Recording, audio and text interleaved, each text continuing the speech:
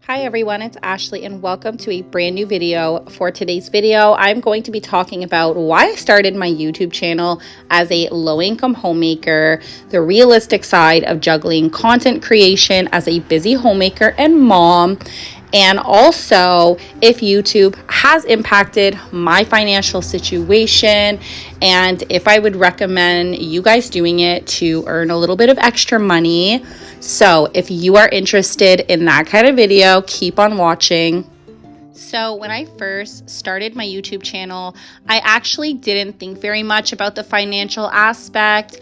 I wasn't really doing it to earn an income at the time. I was literally just a very bored, lonely, stay-at-home mom. I was busy, but I didn't really have anything that was just for me. All of my hobbies had kind of come and gone. I'm the type of person who I pick up a hobby and I start something and I get bored really quickly. And that's kind of what happened. I actually have ADHD, which I've mentioned before, and that kind of impacts my ability to hold on to hobbies. But for some reason, I've always been really into creating things on the internet. When I was younger, I had several blogs that I created. I used Facebook even as a creative outlet and a blog where I used to talk about my faith. And I think a lot of people, even in my local community, probably still remember me from doing that. I used to have MySpace when I was much younger, and MySpace was just the big thing. And I had Tumblr, Pinterest. I always loved just having those creative outlets on the internet. And for some reason, technology has always really held my interest. And so YouTube just became a hobby for me and a really fun creative outlet. So it wasn't until I actually hit 1,000 subscribers last year that I started thinking about the possibility of earning a little bit of money from YouTube. But to this day, I am still not monetized because I've made a lot of mistakes along the way and kind of messed with my watch hours. So if you guys don't know, on YouTube to be monetized, you do need 4,000 watch hours and 1,000 subscribers.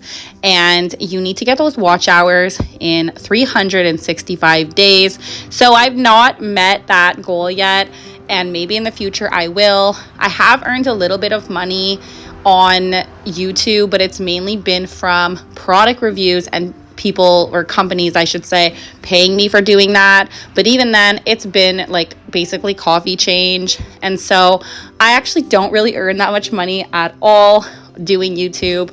And a lot of people, they always ask me that, especially those who, like, when I tell in person that I do this, they're like, how much money do you earn? And I'm like, none. So the thing with YouTube, you need to have a realistic expectation.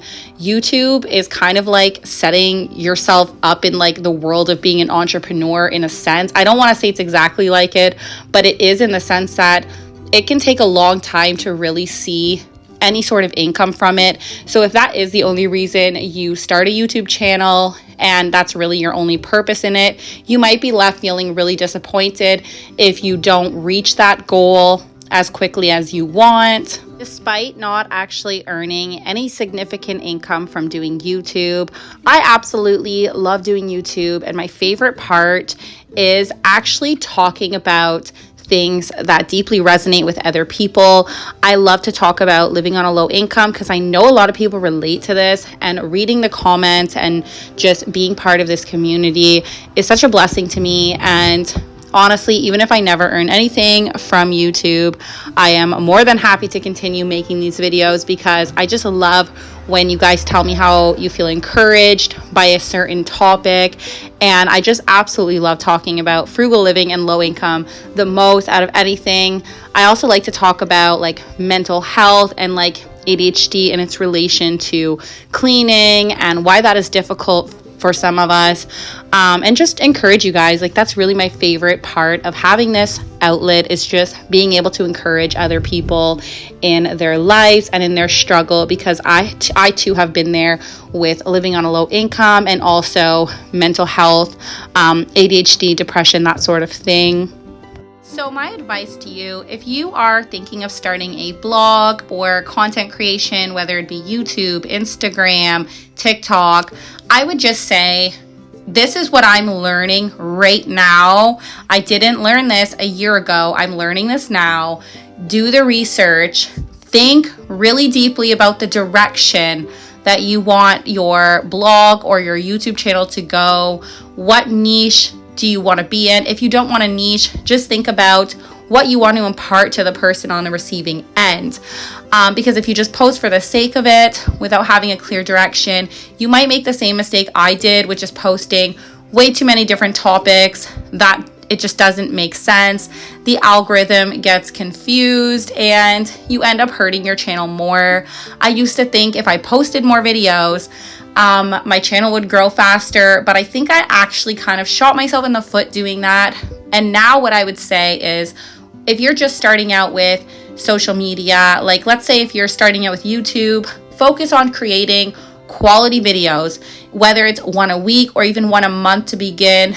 Put in the effort to make that video good quality and work on your thumbnails, research the topic you want to share about, and just really put the time in, and also think about what you are giving to the person on the receiving end.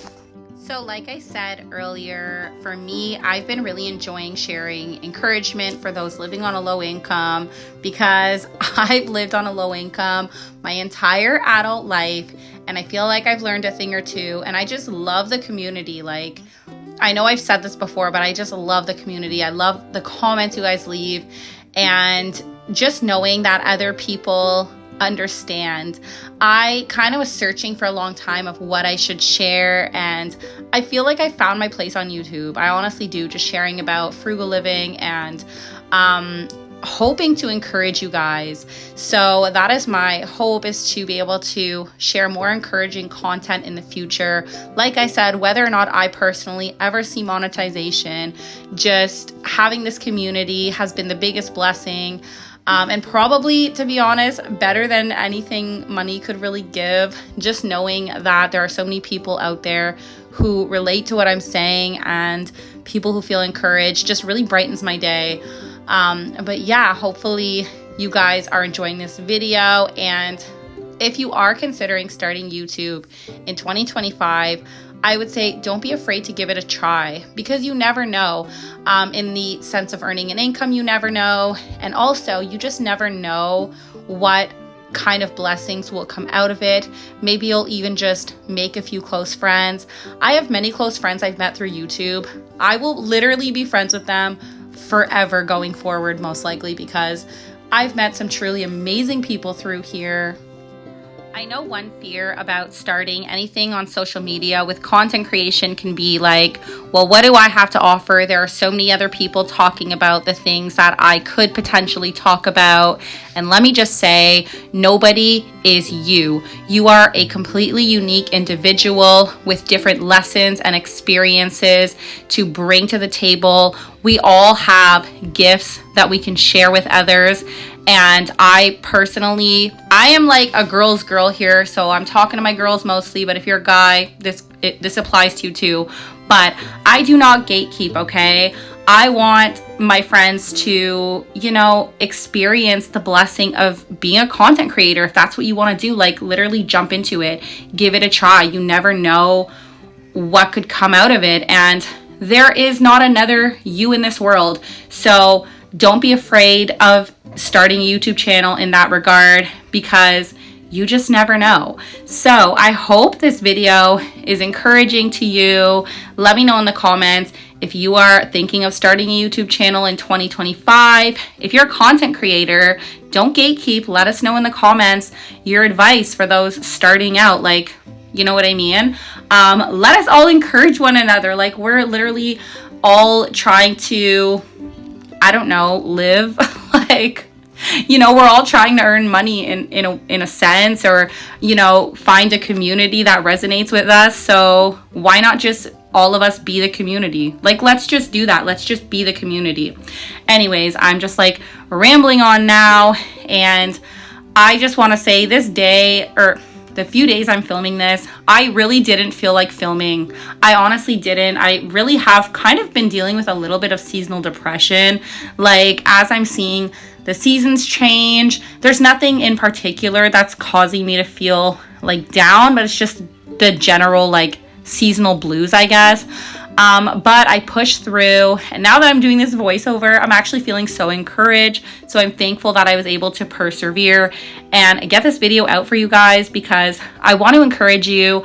I want to also use my trials and struggles to encourage you guys, and that's literally what I try to do in every video, is impart some encouragement and even point us to God, because I am a Christian and ultimately my hope is in Jesus. And so I also try to obviously impart my faith in these videos and hopefully just leave you guys feeling a little more encouraged in your homemaking and your daily life. Another piece of advice I would say when starting YouTube is to remember to have your priorities in order.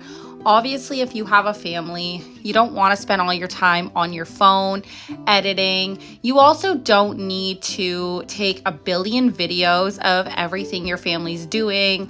That is super fun for the memories to look back on. And I don't think there's necessarily anything wrong with that. But just remember that your children are looking to you. They obviously want to have a present parent to be building those memories with them, and not just having you, super busy, focused on getting it on camera rather than being present in the moment with them. And I've had to learn this, because I feel like at times I've been so eager to share, so excited to share what we're up to, that I'm not really present in the moment. And so that is also something I would say.